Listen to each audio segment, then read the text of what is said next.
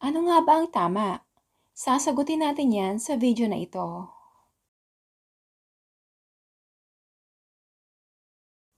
Ang mga pangungusap na nabanggit ko ay kabilang sa tinatawag na present tense.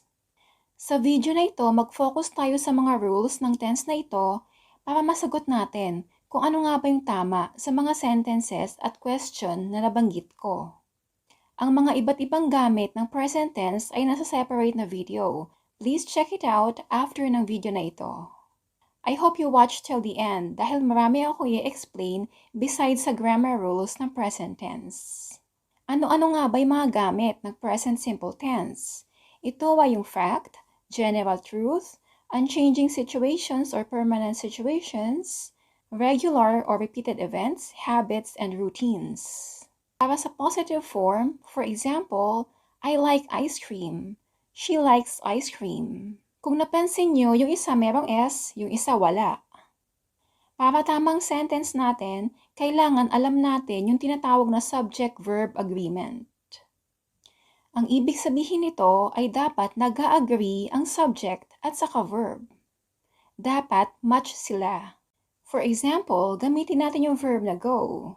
I go, you go, he, she, it goes, we go, they go, and you plural go. Kung napansin nyo, ang naiiba lang ay yung third person singular, he, she, at saka it. Dito, ang verb ay kailangan may S, may ES, or may IES. Para sa mga verbs na nag-end sa Y, either dadagdagan nyo ng S or IES. Kung merong vowel before the letter Y, dadagdagan nyo lang ng S. For example, play becomes plays. Kapag meron namang consonant before the letter Y, dadagdagan nyo ng IES. For example, fly becomes flies. Cry becomes cries. Kapag subject naman ay noun, ito ang mga rules. Kapag singular yung noun, dadagdagan nyo yung verb ng S, ES, or IES.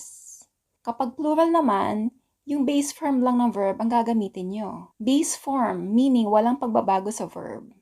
Hindi siya conjugated. Example number 1.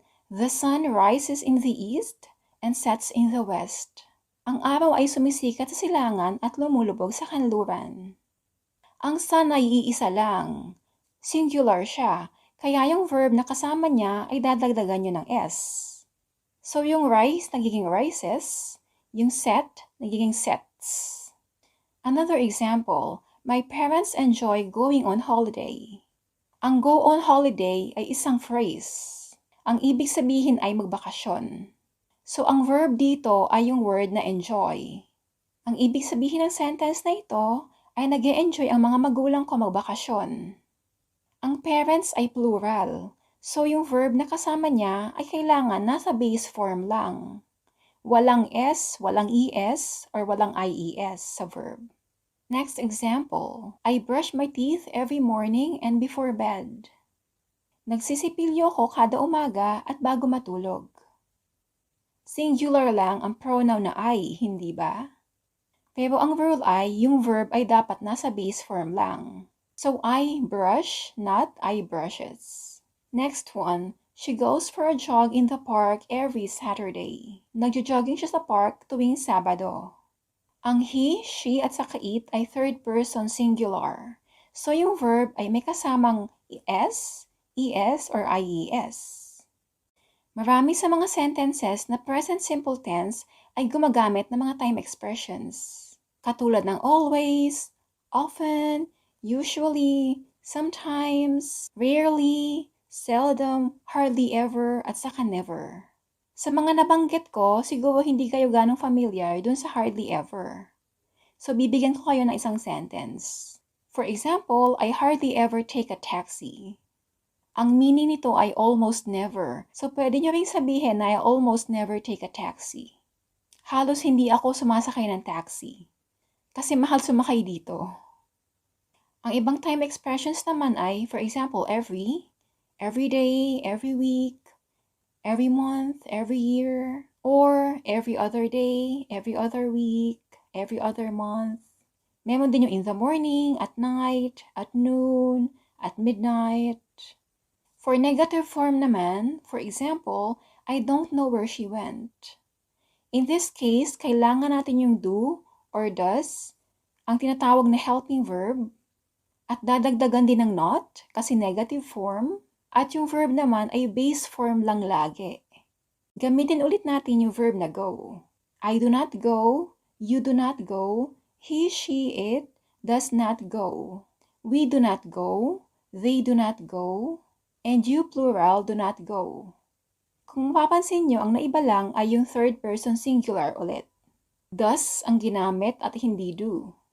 At yung verb ay base form lang. So, mali yung sabihin na she does not goes. For example, she doesn't go to school. Hindi siya pumupunta na school. Hindi niyo pwedeng sabihin na she doesn't goes to school. Sagutin natin yung question sa beginning ng video. Ano nga ba yung tama? The museum doesn't open on Mondays? Or the museum isn't open on Mondays? The museum doesn't open on Mondays. Ang meaning nito ay hindi nagbubukas ang museum tuwing Lunes. Sa mga negative sentences, ang do or does or helping verb ay lagi may kasamang verb. Tama ang sentence na ito kasi yung helping verb ay may kasamang verb.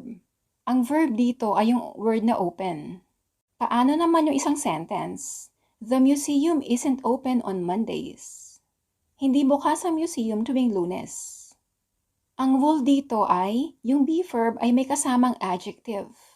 Tama rin yung sentence na ito kasi yung be verb na is ay may kasamang adjective, yung word na open.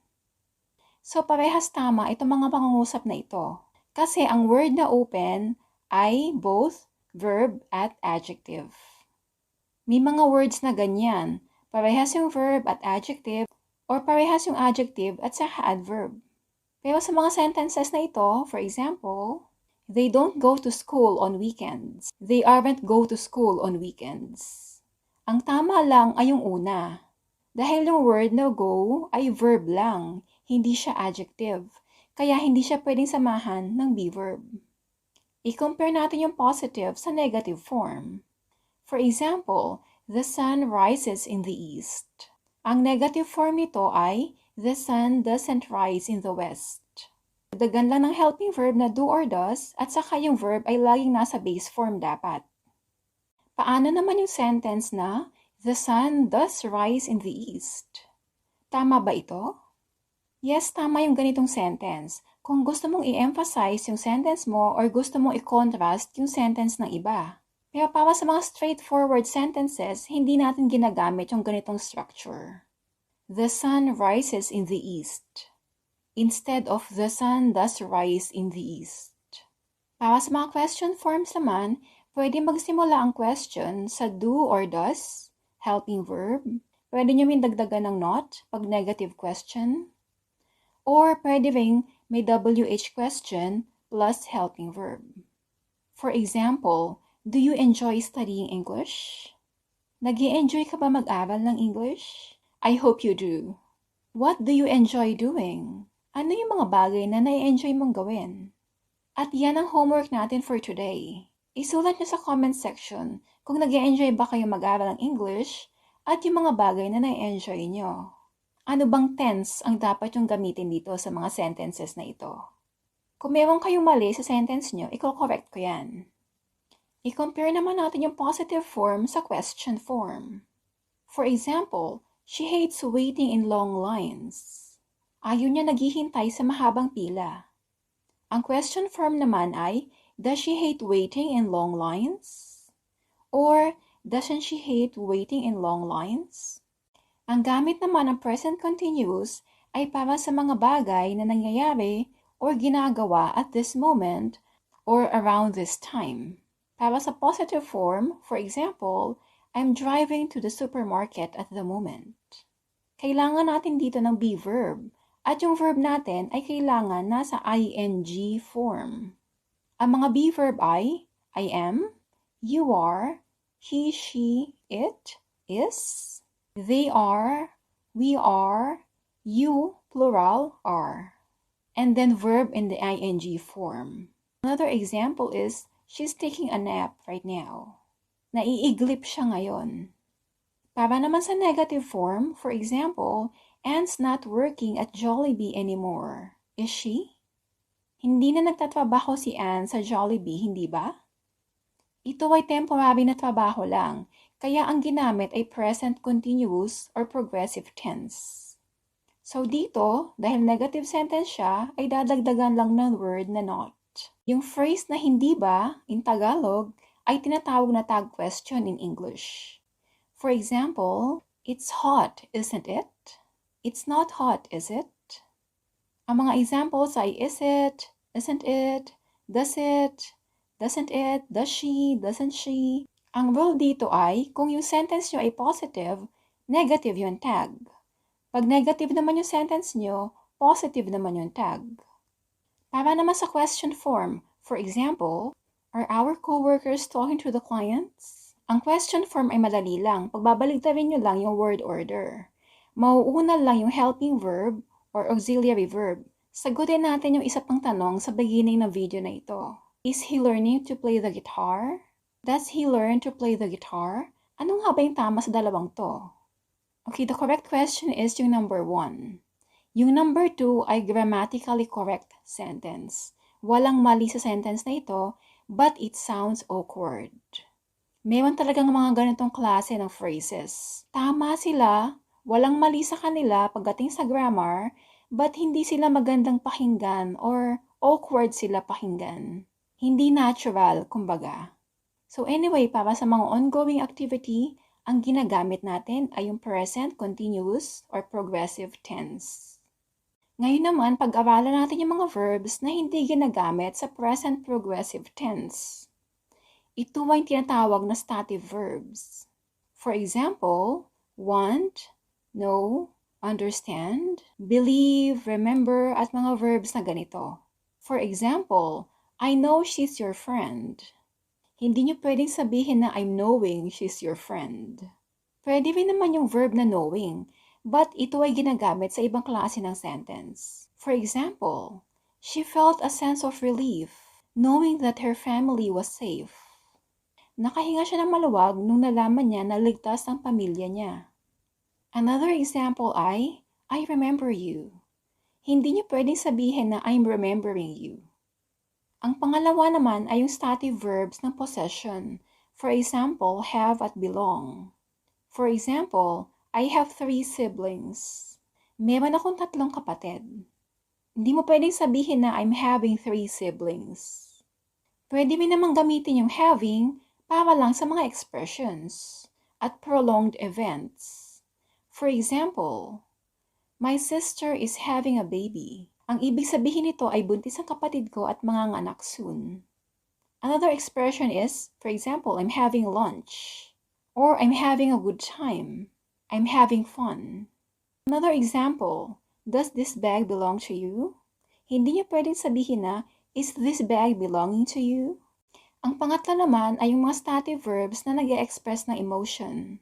For example, like, love, want, need. So for example, I like spicy food. Mahilig ako sa mga maaanghang na pagkain. Hindi niyo pwedeng sabihin na I'm liking spicy food. Pwede niyo sabihin na I have a liking for spicy food. Have a liking is an expression kasi. Another example is, I want a cup of coffee. Hindi niyo pwedeng sabihin na I'm wanting a cup of coffee. One more example, I need to go to the toilet. Kailangan ko pumunta sa toilet. Hindi niyo pwedeng sabihin na I'm needing to go to the toilet. Ngayon naman, punta tayo sa quiz. Piliin lang ang tamang sagot, letter A or letter B. Question number 1.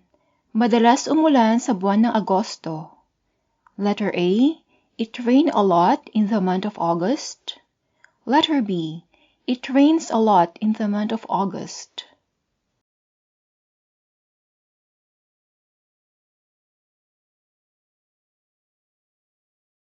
Ang tamang sagot ay letter B. Ang word na it ay third person singular. Ang verb na kasama nito ay dapat conjugated or may S, ES, or IES sa verb. Question number 2. Hindi nalalagas ang dahon kapag summer. Letter A, leaves don't fall in the summer. Or letter B, leaves aren't fall in the summer.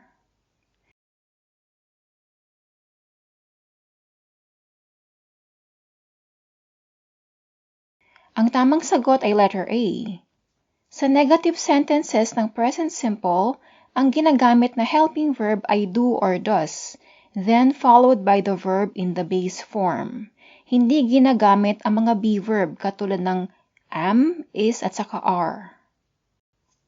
Question number 3. Hindi ba nagtatrabaho ang kaibigan mo bilang guro? Guro as a profession. Okay, letter A. Doesn't your friend work as a teacher? Or letter B. Doesn't your friend working as a teacher?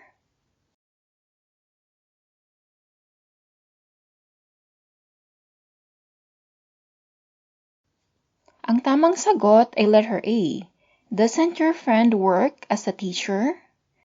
Sa negative questions ng present simple tense, ang verb ay dapat nasa base form. Question number 4. Meron ba siyang kotse? Letter A. Does he has a car? Or letter B. Does he have a car?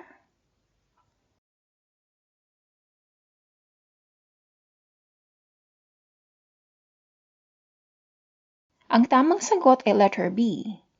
Sa mga questions, ang helping verb do and does ay followed by verb in the base form. Ang base form ng has ay have. Question number 5. Ang pagkain ay amoy masarap. Ito ay stative verb. Letter A. The food smells nice. Or letter B. The food is smelling nice.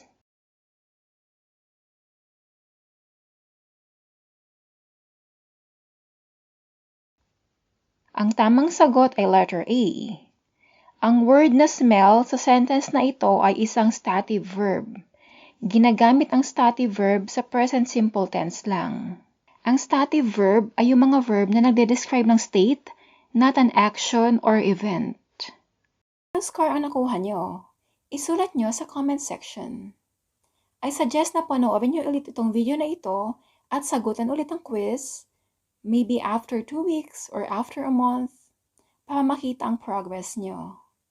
At hopefully, mas mataas yung score next time kaysa na nakaraan. I hope to see you in the next video. Thank you for studying with me today.